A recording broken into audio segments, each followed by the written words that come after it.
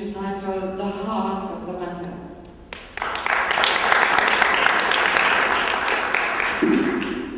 One thing is certain, ladies and gentlemen, we live in a market economy. Well, it sounded okay without a okay. Should I start again? Pedantic, I know. Bear with me. Okay, so one thing is certain. We do live in a market economy. We have pills to make us happy, and, lipstick to make us confident, queens that promise to turn back time itself. So in hindsight, it should have been quite obvious. It was just a matter of time before private initiative jump-started the quite lucrative industry of dreams and fantasies. Oh, and it was a stroke of genius indeed, ladies and gentlemen, because you see, the market thrives on needs and wants. And behind our dreams, we modify and skew reality, we hypothesize and project. Behind our dreams and fantasies lie wants, insatisfaction, lack, maybe desire. And sometimes the market will create new dreams altogether. Are you a blank canvas in search of a dream? Well, convert now to the religion of buy and sell, and we'll tell you free of charge what the heart of the matter is. Send us one violin security, a strand of wistfulness, a breath of hope, and our researchers will gather data from all over the country and design a brand new dream. Although that is merely a formality. Years and years of market research have sufficiently revealed what makes you tick. And don't you dare underestimate them, ladies and gentlemen. Don't you dare. You were doing it back in the 50s. Back then, there were thousands of ordinary, anonymous dolls just waiting to be picked up and named and made a dress out of a handkerchief. And then she came, the one, Barbie.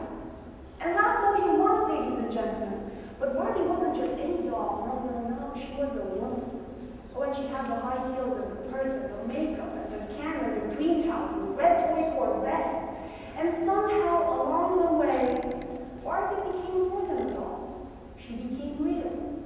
She became the something, the person to be. She became a dream.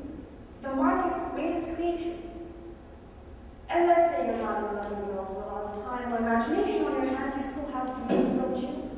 Especially those annoyingly vague ones like happiness. And when you just can't seem to get a breakthrough, the market comes and says, we have the solution.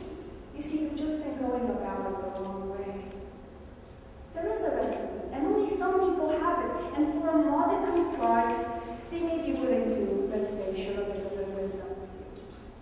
And that's how you buy the 3 to 5 books or the kit. And you go to successful people in hoping that they will give you the answer to all your problems. Tell us, great one, what is the elusive path to self-actualization? Tell us. And you learn that in order to fulfill your dreams, you need a very specific nail polish. And you enter the magic realm of consumerism. And with fantasies, it is true. As opposed to dreams, we accept that fantasies may not come true. But the market can still do something. It can be the proud knight of ostensibly lost causes and convince us that our fantasies can be fulfilled. Or it can say, okay, yes, we have run out of fairy godmothers and we're a bit scarce for boys as well. But here's a big one. And here's your lightsabers. And they still make money out of it. And I know what you're thinking. Is this another speech about the big bad consumerist wolf? No. Because it's not just the market's fault. As public speakers, we should know about the power of words, but also about what lies behind words. And the point is, ladies and gentlemen, that today, after all the using and the abusing, and the buying and the selling and the marketing and the advertising, after all of this, we have turned into the tricked, the jaded, the people who no longer believe in dreams because they encounter them so often and in the midst of triviality. And we find this idea of fulfilling your dreams and fantasies, well, we find it stupid. We find it somehow lacking in valor, in nobility. We find it common. And what I'd like to say to you, ladies and gentlemen, that before we talk about this or that dream and changing the world through dreams, we should add weight to the words, ladies and gentlemen, as public speakers. We should remind people that fighting for your dreams isn't just some Hollywood movie phrase. It's actually happening in the world at the moment. People are actually fighting and dying for their dreams. And reminding people of the extraordinary potential of things created entirely in your head. A school of witchcraft and wizardry, who knew?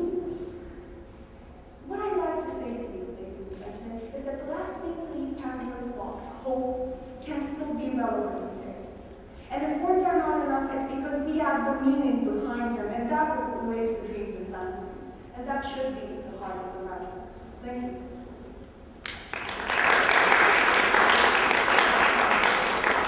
Question, please. Yes, sir.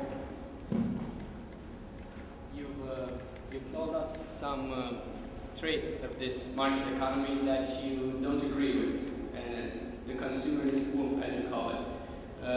Do you have an example of another system we could use that's better than the one that we have right now? Well, sir, I personally think that I couldn't reject the free market just because of consumerism. It's just a part of it. And frankly, I'm not a big fan of this sort of central economy that totalitarian regimes sometimes have, some of them. So I think it's a disadvantage. I think it's something we have to live with. And moreover, I think we have the power to somehow surpass that if we keep in mind the fact that dreams and fantasies